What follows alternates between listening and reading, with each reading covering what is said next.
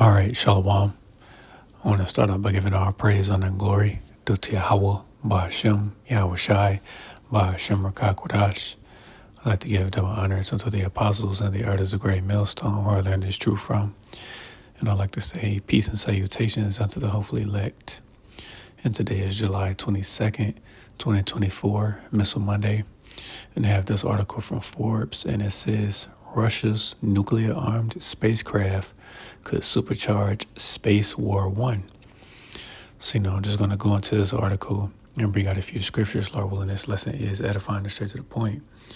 And pretty much, this is all really a build up to, not only World War III, but, to the second coming of our Lord Yahweh Shai, So I'm just going to get into it. Bring out a few scriptures again, Lord willing. This lesson is edifying. So it says, Moscow's race to perfect spacecraft tipped with nuclear warheads could presage a rapidly expanding new phase of Space War One, say leading American defense scholars who have been wargaming potential space clashes between Russia and the United States. Russia's detonation of a nuclear bomb in orbit, if it destroyed one or more American missile warning satellites, it could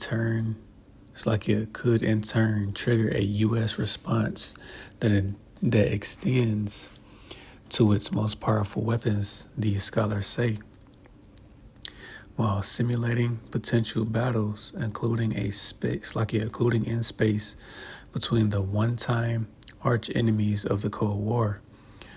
Washington-based nuclear arms experts predict an array of possible skirmishes, but not a full-scale exchange of intercontinental ballistic missiles. The Kremlin's drive to develop nuclear-capped anti-satellite weaponry might be principally aimed at destroying the SpaceX Starlink satellites that have enabled Ukraine's president to communicate with his Western allies, his top generals, his soldiers, and his citizens, says Peter Hayes, a scholar at George Washington University's Space Policy Institute, who has helped shape national security space strategies at the Pentagon for the past 2 decades. I believe the Russian nuclear ASAT or ASAT is primarily intended to hold proliferated LEO low Earth orbit satellites like Starlink at risk. Hayes told me in an interview, Starlink is arguably the single most important system for the Ukrainians, directing the defense of the embattled democracy in the face of Moscow's missile blitzkrieg on their cities and telecommunications towers. The Kremlin has already deployed its fighter bombers and missile barrages missile brigades to attack Starlink ground terminals across Ukraine, and Elon Musk has recounted that Russia's ambassador to the U.S. personally warned him the use of SpaceX satellite and navigation technology by Ukrainian drone pilots could force Russia to begin using tactical nuclear weapons to wipe them out. So yeah, man, again, now you have pretty much, them trying to fight, over having, those satellites in space, which we already know what they're for. It's ultimately going to be, to fight against our Lord and the angels, man. That's the only reason they have these weapons in space, man. They know what's coming. But again, this is just, again, a build up to World War III, man. It's all a build up, So I'm going to continue. It says, with its new nuclear spacecraft, Hayes says In a just released report, modernizing space-based nuclear command, control, and communications, Russia could decide the greatest military effectiveness from the limited use of nuclear weapons would be to just detonate one in LEO, again, low Earth orbit. It says just one bomb could destroy many of the commercial satellites, including the SpaceX spacecraft that have aided in Ukraine's defense, he explains in the report released by the Atlantic Council, a prominent American think tank. A high-altitude nuclear detonation, Hayes says, would cause the failure in weeks to months of most of, if not all, low Earth orbit satellites not specifically hardened against this threat. Yet, much more ominously, he predicts Russia might aim its conventional or nuclear-tipped ASATs at American Nuclear Command, Control and Communications NC-3 satellites positioned in higher orbits. An attack on these nuclear command outposts in space would cross a long-standing red line, recognized by both Moscow and Washington, that could trigger a nuclear war, he adds, and it will. It says the U.S. began building its nuclear command system during the start of the space race in the 1960s with a very small number of highly expensive, sophisticated, and exquisitely capable satellites, Hayes says. Because these easily trackable satellites make prime targets for an adversary's ASATs, he adds, the U.S. Space Force is now moving to augment the first generation system with new NC-3 spacecraft distributed across highly proliferated constellations in multiple orbits. Nuclear command spacecraft give the White House the capability to track missile launches and detect detonations of nuclear weapons across the face of the Earth and in orbit, and to communicate with Pentagon leaders even during nuclear clashes. And again, man, that's prophecy as well, man, because they're going to know. So once, those missiles get launched, they're going to know they're headed toward the United States, man, from whichever country, which we know the majority of these missiles are going to come from Russia. Now there was a clip, I'm not going to play it, but it's a guy, he pretty much played a prank on his uncle, that at pretty much World War III was happening, that missiles were being shot to America, but it's all fun and games until it's real, man. Because this is indeed a real thing, man. This is in no way, shape, or form a joke. World War III is real and it's coming. It's inevitable, man. It's going to happen regardless if you want it to or not. So I'm just going to finish. I'm just going to read a couple more, man, because it's kind of a long article. But it says...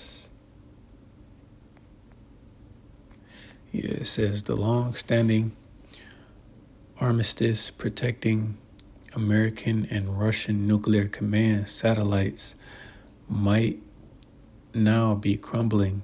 Moscow could gamble that it can prevent Washington from entering the Ukraine conflict by threatening or attacking U.S. space capabilities, Hayes said. Putin might employ a space attack as a first salvo.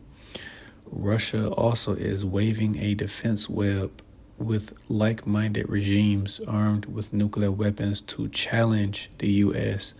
and the UN-based international order. Professor Hayes tells me in the interview, NATO's Security General agrees. So that's all I'm going to read, man. It's a pretty long article.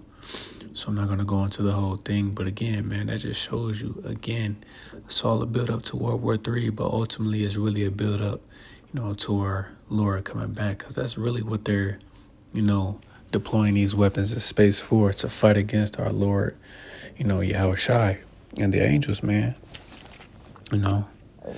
So it's going to bring out the scripts. So I'm going to start in the book of Isaiah, chapter 54 and verse 16. And it says, Behold, I have created the smith that bloweth the coals of the fire, and that bringeth forth an instrument for his work. And I have created the waster to destroy. And as we know, again, the modern smith, would be those German scientists in particular, that are creating these nuclear weapons, man. And the waster to destroy are those nuclear weapons, those missiles that are going to be used to destroy America, man.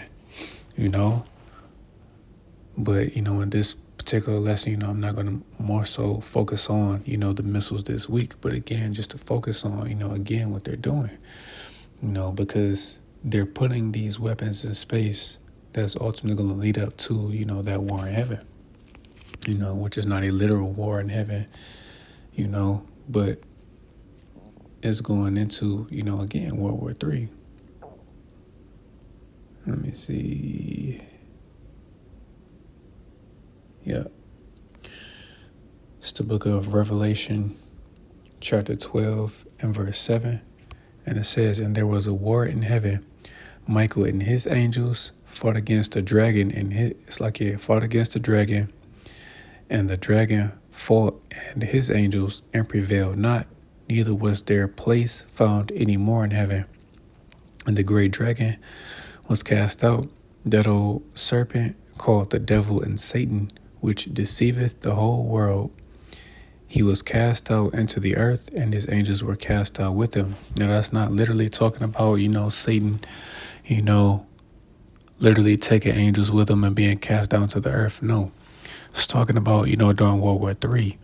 Because again, once our Lord Yahweh Shai returns, those nations that are at war with each other, they're going to stop fighting each other, to ultimately try to fight against, the Lord and the angels, man.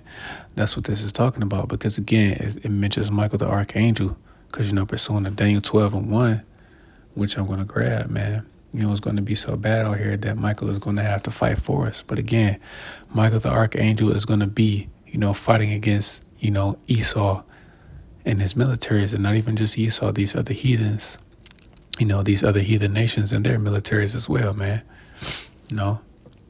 So this is the book of Daniel, chapter 12 and verse 1. And it says, And at that time shall Michael stand up, the great prince, which standeth for the children of thy people, and there shall be a time of trouble, such as never was since there was a nation, even to that same time. And at that time thy people shall be delivered, every one that should be found written in the book. So yeah, man, that's really what, the Lord is coming back to do, ultimately to bring judgment, to this wicked world that we're in. But, also to fight on behalf of his people, man, starting for the elect, That's what that war in heaven is, man, Yahweh Shai and the angels fighting against, Esau and his military, and, the heathens and their militaries as well, man. So I'm going to get the book of 2nd Esdras, chapter 13. And I'm going to start at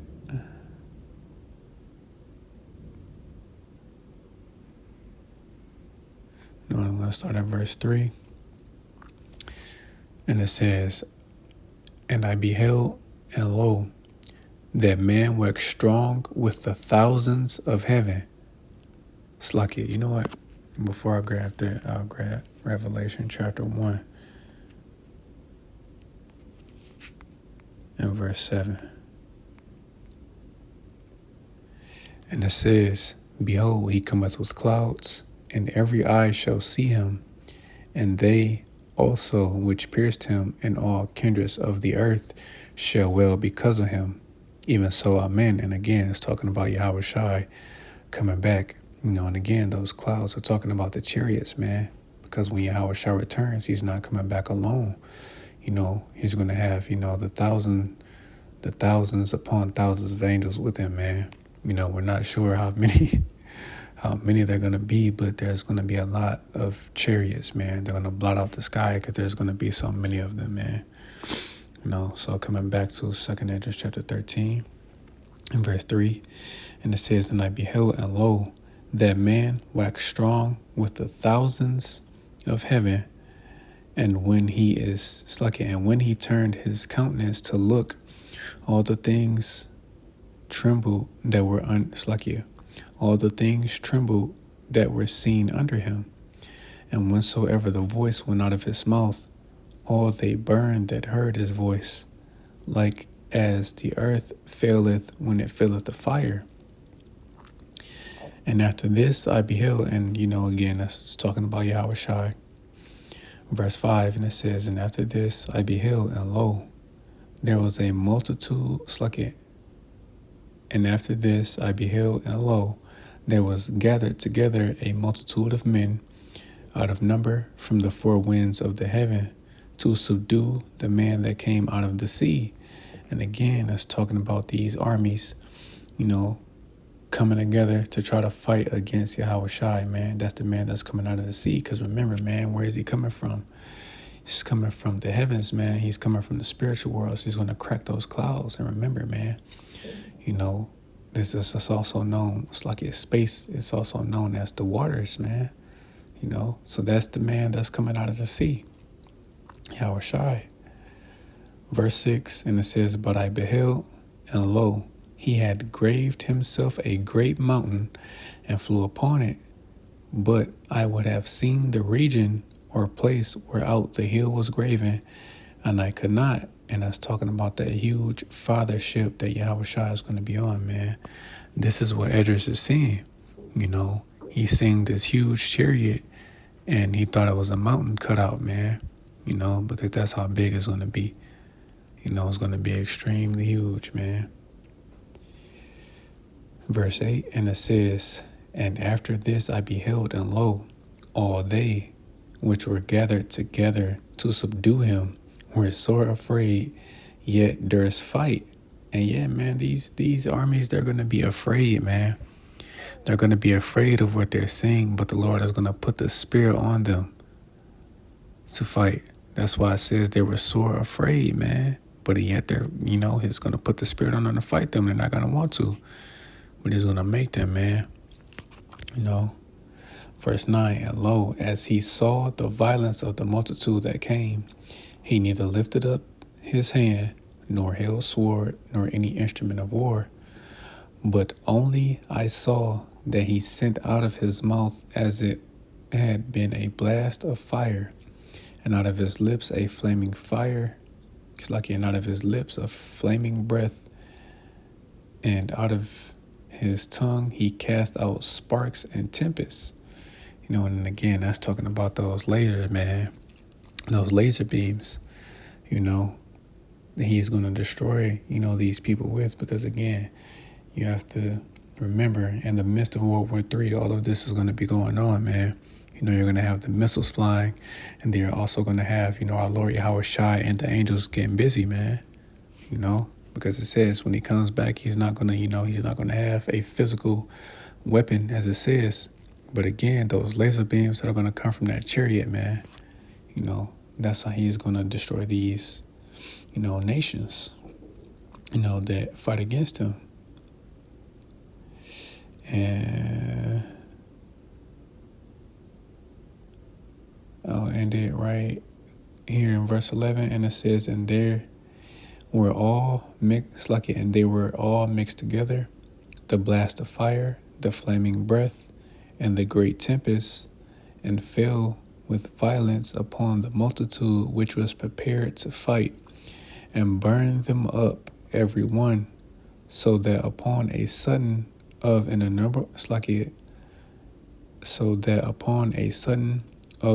innumerable multitude nothing was to be perceived, but only dust and smell of smoke. When I saw this, I was afraid. So yeah, man. That's the only thing that's gonna be left, man. The dust and the smell of smoke when when our Lord Yahushua comes back, to take these armies down, man, to fight against these nations, you know. And that's pretty much what Russia is doing. They're pretty much getting themselves ready to fight against the Lord and the angels, when they come back. And again, we'll see, what exactly, what else they'll do as far as, these satellites in space with these nuclear weapons, if they'll aid in, the destruction of America. But primarily we know that anything that they're doing in space, is really, they're getting themselves ready to fight against the Lord, man. So that's pretty much it for this one. Lord willing, this lesson was edifying. I want to give all praise, honor, and glory due to Yahweh, Bahashim, Yahweh Shai, Bahashim Rakakwadash. I'd like to give double honors unto the apostles and the elders of Great Millstone, who I learned this truth from. And I'd like to say peace and salutations unto the hopefully elect. Till the next time I say you, Shalom.